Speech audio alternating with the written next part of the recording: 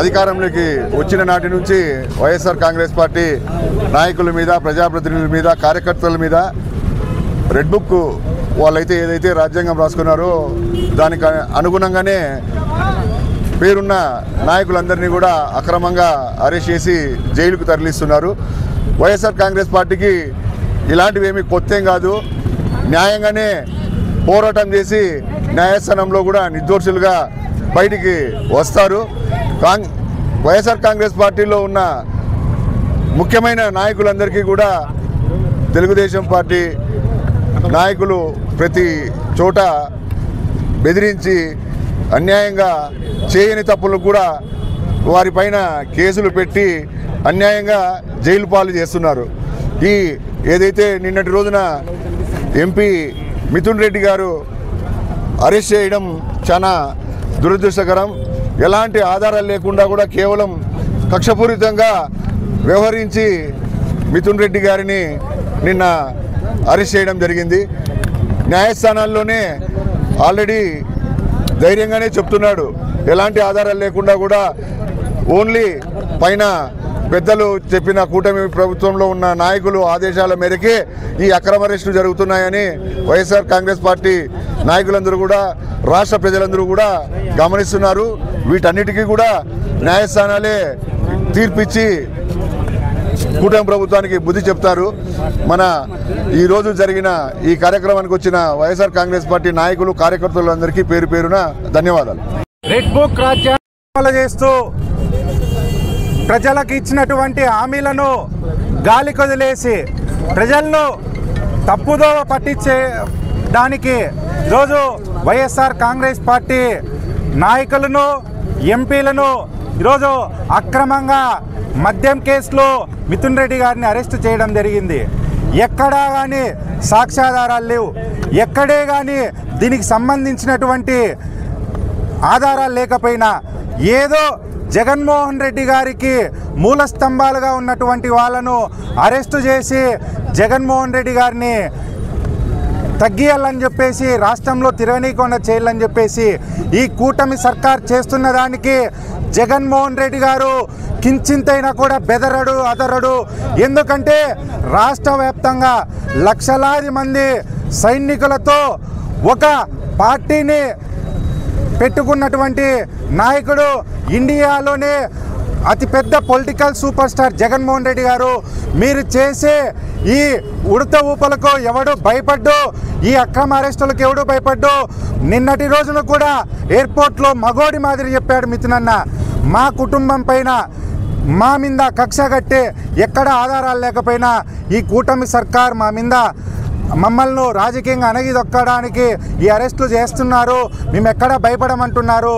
గతంలో ఎప్పుడో చదువుకునే కాలంలో పెద్దిరెడ్డి రామచంద్రరెడ్డి గారు చంద్రబాబు నాయుడుని కొట్టాడన్న కోపంతో ఆయన కొడుకు రెడ్ బుక్ రాజ్యాంగ సృష్టికర్త అయినటువంటి నారా లోకేష్ ఈరోజు మిథున్ రెడ్డి గారి మీద కక్ష తీసుకోవాలనుకుంటున్నారు. ఈరోజు నీ సమయం, నువ్వు చేస్తున్నావు. తరువాత వచ్చే పరిణామాలు 2029లో వైసీపీ అధికారం వచ్చిన తరువాత నీకు ఏ విధంగా ఉంటుందో మీ ఊహకే జగన్మోహన్ రెడ్డి గారు వదిలేస్తున్నారు.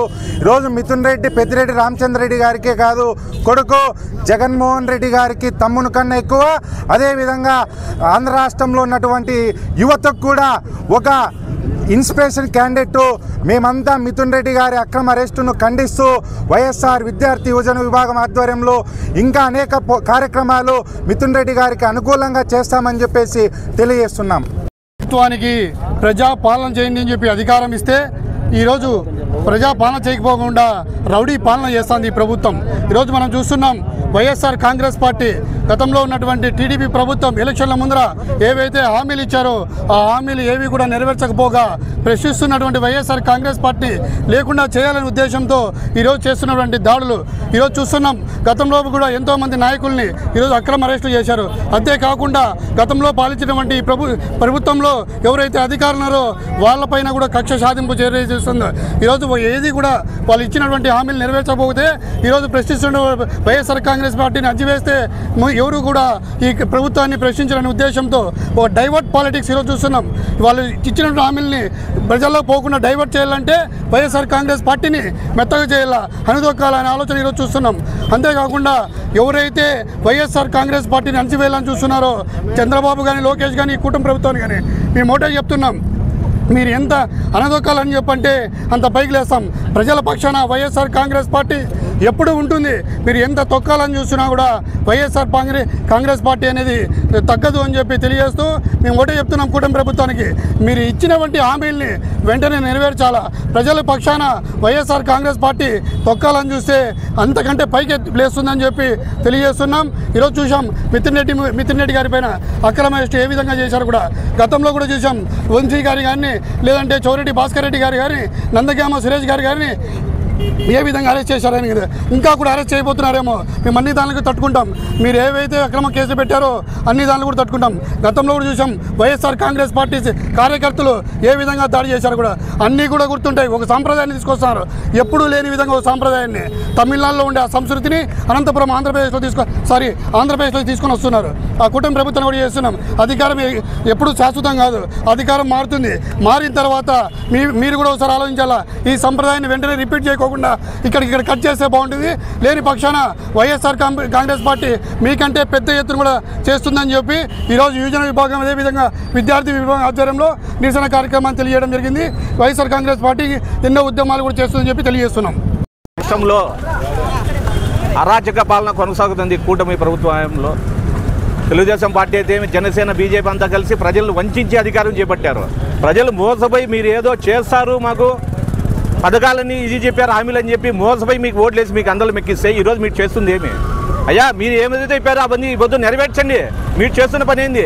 నీ కొడుకును ఊరి మీద తీడిసావు, రాష్ట్రం మీద తీడిసావు. నీ కొడుకును లోకేష్ విచ్చలవిడిగా వైసీపీ నాయకులు కేసులు కట్టడము, లోపలికి పంపించడము.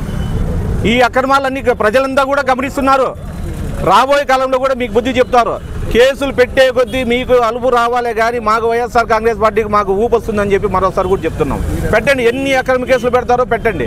రానున్న కాలంలో కూడా మీకు త్వరలో కూడా బుద్ధి చెప్పే అవకాశం. ప్రజలంతా కూడా రోడ్డుకి ఎక్కుతున్నారు స్వచ్ఛందంగా. ఇప్పటికైనా మంచి పాలన అందించమని చెప్పి ఓట్లేశారు. నమ్మి ప్రజలు పాలన అందించండి చేతనైన కాటికి. దయచేసి ప్రజలందరూ కూడా గమనిస్తున్నారు. ప్రజలంతా కూడా రోడ్డు ఎక్కండి. చొక్కా పట్టుకొని నిలదీసే పరిస్థితి కూడా వస్తుంది. తెలుగుదేశం నాయకులందరూ కూడా హెచ్చరిక చేస్తున్నా. ఎన్ని కేసులు కడతారు కట్టండి, అన్నిటికీ కూడా మేము సిద్ధంగా ఉన్నామని చెప్పి వైఎస్ఆర్ కాంగ్రెస్ పార్టీ తరఫున మీకు హెచ్చరిక చేస్తున్నాను. అనంతపురం డాక్టర్ బిఆర్ అంబేద్కర్ గారి విగ్రహం వద్ద యువజన విద్యార్థి విభాగాల ఆధ్వర్యంలో అక్రమ అరెస్టుకు సంబంధించి, మిథున్ రెడ్డి గారి అక్రమ అరెస్టుకు సంబంధించి నిరసన కార్యక్రమం తెలియజేయడం జరిగింది. ఈరోజు రాష్ట్రంలో రెడ్ బుక్ పాలసీ నడుస్తుంది. ఎల్లో బుక్ యొక్క రూల్స్ పాటిస్తున్నారు. కానీ పోలీస్ వ్యవస్థ అయితేనేమి, కేంద్రంలో ఉన్నటువంటి మోడీ గారు అయితేనేమి ఈరోజు ఏమి చెప్తే అది చేసుకుంటూ పోతున్నారు. మనము ఆశ్చర్యపోయే సంఘటన ఏంటంటే ఈరోజు కేసుల్లో ఉన్నటువంటి వాళ్ళకి 2 నెలల క్రితం ఇదే చంద్రబాబు నాయుడు గారు పర్మిషన్స్ ఇచ్చిన ఘనత ఎవరిదైనా ఉందంటే ఇదే చంద్రబాబు నాయుడు గారిది ఉంది. ఇదే చంద్రబాబు నాయుడు గారు ఇప్పుడు చేస్తున్న అరెస్టులు ఆధారాలతో కాదు, వాంగ్మూలంతో అరెస్టులు చేస్తున్నారు. ఈ అరెస్టులని వైఎస్ఆర్ విద్యార్థి విభాగం, యువజన విభాగం తరఫున తీవ్రంగా ఖండిస్తున్నాము. మీరు 99 రూపాయలకే మద్యమని ఏం చెప్పారో, 99 రూపాయలకే భూములు ఇస్తామని కంపెనీలకు ఏం చెప్పారో, అవన్నిటి మీద కూడా భవిష్యత్తులో కూడా ఇదే రకమైన చర్యలు ఉంటాయి. బాలు కొడితే 10 వెనక్కి వచ్చే విధంగా మేము కూడా అదే విధంగా మీ మీద ఏం చేయాలో అదే చేస్తాము. మీ ఉడుతూపులకి, తిక్క అరెస్టులకి మేము భయపడి ఇంట్లో ఉంటామనుకుంటారేమో. మీరు ఎన్ని చేస్తే అంత ఊపు వస్తుంది మాకి. మీరు ఇంకా చేసుకోండి, మీరు ఏం చేస్తారో చేసుకోండి. కానీ మేము జగనన్న సైనికుల వల్లే ముందుకు సాగుతామని విద్యార్థి విభాగం తరపున, యువజన విభాగం తరపున తెలియజేసుకుంటున్నాం.